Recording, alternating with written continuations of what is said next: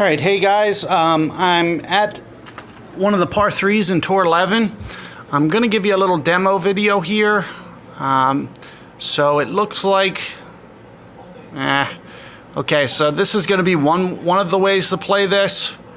Most of the time, somebody will play it this way with a Thors, but this guy actually has an Apocalypse 6. I don't really like this shot. I think the precision's a little bit less. As you can see, his ball was really checking up, and more so about that. So he kind of landed it kind of where he wanted it, but the reason it's so short is because he basically added so much like into the face. He created so much into the face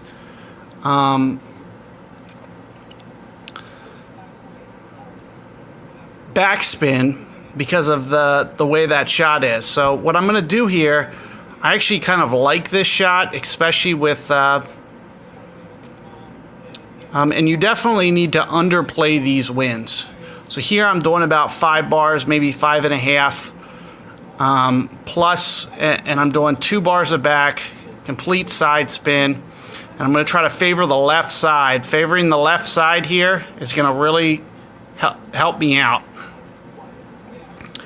And what I mean by that is if I shank it, I'm going to make sure that I shank it left, not shank it right. Because shanking it right could be the death of me. And it looks like even 2 bars there was a little bit too much. So sometimes I'll do like a 1.5 bars. I thought I was actually going to land it a little bit closer to the bunker, and that's the reason that I didn't take off more. I usually try to get closer to the bunker than... but I forgot that hole's downwind, and that's why I ended up landing it a little bit shorter. I'll usually try to get a little bit more aggressive and land it towards the end there. And then 2 bars is perfect, even into the wind. Like I'll do almost 3 bars, like 2.5 bars on a normal driver if it wouldn't have been straight into the wind.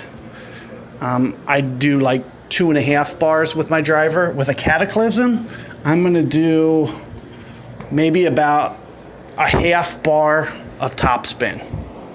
I usually topspin it just a tiny bit. It's all dependent upon the wind, for sure. If it's downwind, into the wind. Another thing that you always have to factor in, one par 3s, especially like that, when you're curling it full, is your curl creating more topspin, downspin on a side wind? So let's say that wind was pointing straight to the right, and you're full curling it. Well, that's going to create topspin. So you want to account for that, especially in your wind play. You're going to want to overplay your wind to make sure that it does, like the flight of the ball, since it's hooking so much, isn't going to come in too hot. Plus, you're going to also want to add a little bit of topspin there, or backspin, to slow it down. So that's definitely something to always keep in mind. Of course, so there's 2 par 3s that, you know, sometimes you need 3-wood or driver on. And I've touched base on both of them. So I'll do the exact same shot that you just saw me with the full curl, the full side spin. You just have to be a little bit careful on right winds, because when the wind's pointing right, you might over curl it. And you don't want to under curl it, you don't want to over curl it. You want to get right in the little gully where I just did there. The only thing that was wrong with the shot that I just hit was that it didn't land close enough to the bunker, so it was 5 yards short. So there's kind of like a little hill where I landed it. If I only needed to land it maybe 3 yards farther, and it would have actually got to the hole. Because once it gets over that hill, it kind of hits like a downslope, and it kind of releases a little bit better. So I missed my mark there by about a ring. I probably would have, or I mean, sometimes what I'll do is I'll just draw it up a little bit extra. I'll just pull it back just a tiny bit extra, and that'll account for it. So while I have you on this video, I'm gonna just, why don't we just add a hole and see if I can't just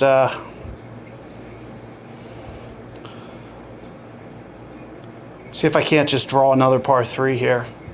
So you haven't seen me play it this way. Now this is downhill. It's going to be downhill, so notice how I was taking off a little bit. Like I wasn't getting too aggressive. I had to overplay the wind, so I was probably playing for like 8 bars there, eight rings. Since this is a downhill shot, if you're going to go that route, so that's why I'm adding this round into this, so because I haven't hit that shot yet, and I wanted to just give you a little demo. I used about 8 rings for that wind because it's downhill. Same thing, and no matter how you can only do that on certain winds. His wind, he can't even go for that shot that I just hit. So he's kind of disappointed, kind of sucks. Plus but I mean, what he did is perfectly fine. He got aggressive on the bunker, keeping this right. I mean, he says unlucky. It's not necessarily unlucky. He's not in bad shape. He should be able to. I mean, I can just get a little bit more aggressive than he can. That's kind of all that changes here. So what I'm going to try to do, I am definitely going to try to get a little bit aggressive, but I'm going to try to keep it away from that bunker as well. So you're going to see me pull it in with some side spin, and I'm going to try more of like this, and then just run it out. You see I'm on the short end. I'm on the short side of Cataclysm. So I'm probably going to, underplay my wind because I'm on the short side. So I'm only going to go like maybe 4 rings, give or take. Keep it a little bit on the shorter end. Hopefully I missed my perfect ball. That's probably going to cost me this even being reasonable. It's probably going to be left. So I would have really given that a chance had I got the perfect ball.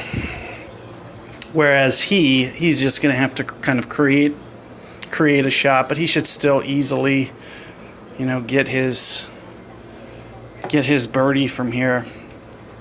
The wind would have to be more violent than that for him to really be in any concern. So what I'd do is, if I was him, I'd try to shank it into the white on my bullseye. And so I like where he's aiming. He's going to do a full curl shot. But if it was me, I'd shift it over and put the white where his bullseye, where he just put the bullseye, I'd put my white, and so I'd even over curl it even more. Because see how he's kind of on the right? It's coming in. But you see how it's coming in for the right? So I would have, just to be on the safe side, played a little bit extra. And I would have put my left of my bullseye where he put his, like where that white, the white left is, I would have put on his bullseye and hit a very similar shot, but then just shanked it into the white to really make sure that it got over there towards the hole. Because one of the things that you want to make sure is you don't miss that one right, even with the curl shot. But as you can see, he still pulled it off just fine. So let's see. Okay, so now we got this one again. So hopefully we get a different wind here. Okay, good. So now I'm going to be able to show you 2 par 3s here. And so notice how he's kind of lining up to be in the shadows there. This is a pretty common thing that guys do. So I'm going to do something very similar. And he's going to have to play a lot of wind here. He's going to have to play.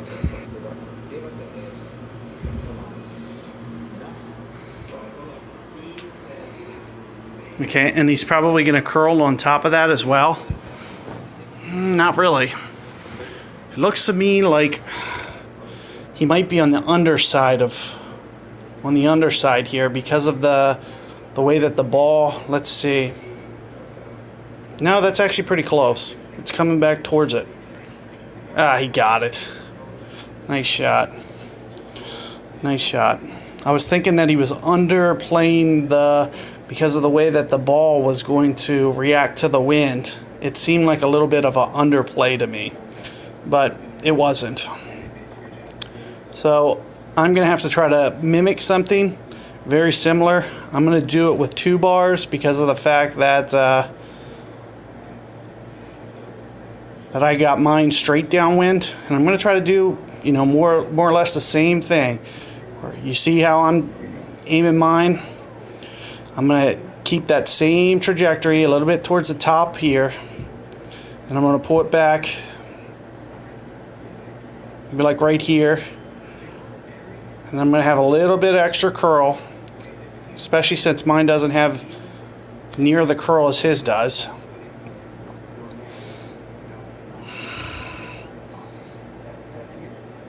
So it looks like mine's a little lazy. It's not going to get up the hill, so if it doesn't get up the hill, then it's not going to run down the hill. So I basically took off just a little bit too much wind there because it didn't get up enough to come down the hill. But it's good there because you got to see a really good wind play by him. So you really got to saw kind of exactly what you were supposed to do. And mine was just maybe 3 yards short of running up that slope and coming down like his did.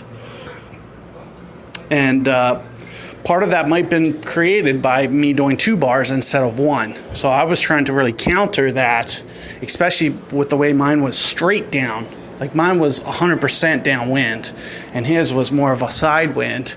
So I was trying to really make sure that my ball wasn't going to, run through that break like his didn't run through that break. And that's one of the things that you want to, protect against, is to make sure that you don't run it through that hill. But hopefully, the demo on his sniper. If you watch my other video on this, I was mentioning how the sniper that's the one hole that the sniper distinctively, the only hole in this entire Tour 11, in my opinion, that the sniper has the advantage. And it's solely because you can actually see the way that it's going to roll down the hill. And then you just have to mimic that shot, where if you're looking at mine basically shows to where it's going to stop on the hill. So I have to anticipate the way the ball is going to react. So what you'll see me do sometimes is I'll pull it back just an extra yard or two, what you saw me do there, plus if I would have mimicked his top spin, it would have probably been a perfect shot. And that was the difference. So between 1 and 2 bars, which you just saw me do there, I did 2, he did 1. And basically, if we would have hit the exact same, my ball would have went down towards the cup just like his did. Like, that was the difference in that, was basically, just a little bit.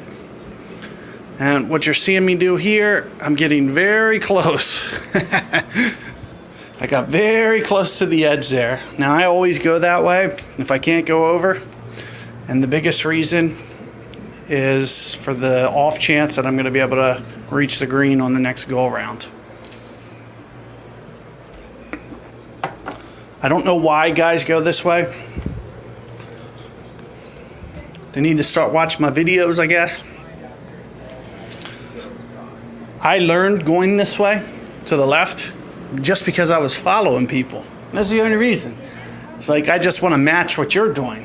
This guy distinctively saw me go right and then went left. Even though I have the potential, if I get any wind, I could actually hit that other fairway.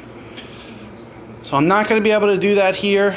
In fact, I don't even think I can go over there. So it's kind of good that we have this video, because I need to show you what you need to be able to do if in fact you can't go for the green. Which in fact, as you see, I can't. So you need to be able to see what I need to be able to do. I need to be able to put it in this little dime over here, which is like this little part of this little gully. And that's where you're going to want to hit it as a layup, because that's how you're going to give yourself the best chance to still go for that pin. And what this he's going to be able to do, now he has a ton of wind.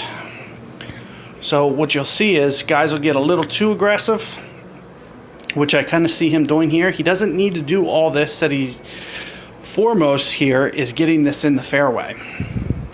and getting a little aggressive, sometimes guys still run this into the bunker. So let's see what this guy does. You don't really need to pound it like this guy is. And as you see, he does run the bunker. So what you could do is you could just lay it up to right before he was about to run in the bunker. You could hit right on that fairway right there, and you'll still be able to get to the green. So you don't have to quite get that aggressive. It's not necessarily going to cost them, but it could. You just don't know. So from over here, I'm going to do, this is about 6 bars of backspin.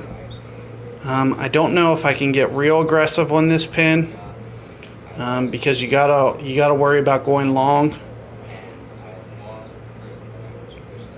You see, I'm going to play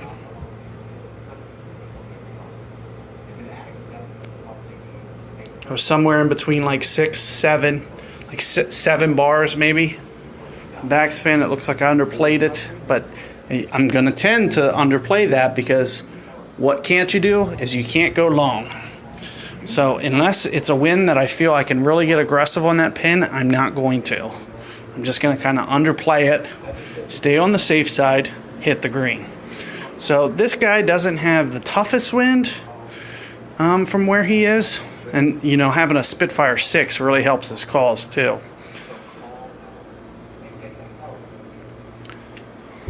So one of the things that you're going to want to do here is really focus on perfect ball.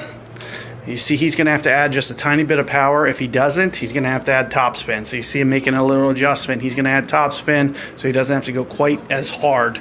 So when you hook it like he is, he's actually countering that wind, which is actually going to make it go shorter. So that's something to keep in mind, is you have to always add a little bit extra, especially when you're doing what he just did. But he actually went beyond 100%, and that's why he's so long here. Was from going beyond 100% on his shot meter.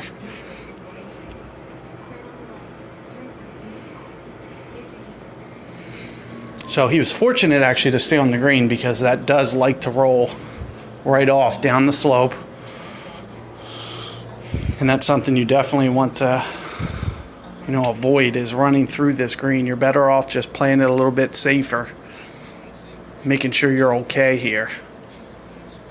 So he's got a little bit of work to do here. I'm gonna have to hit perfect ball basically. Perfect ball, we go to the par 3. So I'll end on this video. Hopefully we get the one with the bunkers again. So if we get the one with the bunkers, maybe I'll cover a vast majority of all the different bunker plays. And we did get the bunkers. So now let's see, are we going to get the driver or are we going to get the 3-wood? And we're getting the 3-wood. This is perfect. This is beautiful. And you're going to get to see somebody again attempt this shot. Now I would not recommend doing this shot. The precision that you got to pull off is far greater than not doing this shot. You have to land this very close to where your shot arrow is. If you don't, it's not going where you want it to, even respectively. As you can see, he barely is on the green. It just creates an unnecessary problem doing what you're doing there. You're making your shot window too narrow. So one thing to consider here, so I usually do basically like a half bar of topspin. I'm going to do something similar here. Normally I would actually play this with an Apocalypse, but just for argument's sake, I'm going to do this with a Cataclysm, just so you can see. So this might actually be a little bit on the overside, so I'm going to come back just a tiny, maybe to right there. But you see kind of where I'm pointing? It should be pretty good. One of the things that I need to make sure that I do is don't miss right when I'm doing this. So make sure my miss is to the left if I'm going to miss it. Even though I think I could have still hit a perfect ball and been okay. Oh, wow, that is running through. I actually lost this, I think. That's crazy. That's crazy. I don't know how it hit so hard. It doesn't usually hit that hard. That was completely random. That should have never happened. That was crazy seeing that. That was a very, very bad luck. It does not land that hard, ever. So what you just saw there was kind of, you know, just a little fluky. It usually checks up perfect. So again, that kind of basically covers all the different par threes. Hopefully you learned something from this video, and you know you can execute these shots and keep them. One of the main things is keeping them out of the bunker, keeping them on the green, which for the main part I did. You know, a guy aced one on me, so you know you're gonna lose if somebody aces one on you. It's just going to happen, but just play your law of averages. It's like eventually, like there's no question if I keep hitting these shots, you know, 4 yards, or I don't know what happened with that last one. If I keep my shots inside 4 yards, with that last one I just got a little bit robbed. I don't know why that ran out like that. It's supposed to, you know, be right on there. I didn't land it too close to the bunker, nothing. It just basically the second hop was basically just landed super hard, and it usually doesn't land like that. So it was just a bad break. So hopefully, you know, you can use these as aids and figure out how to get through Tour 11 with not too much trouble. Good luck, all.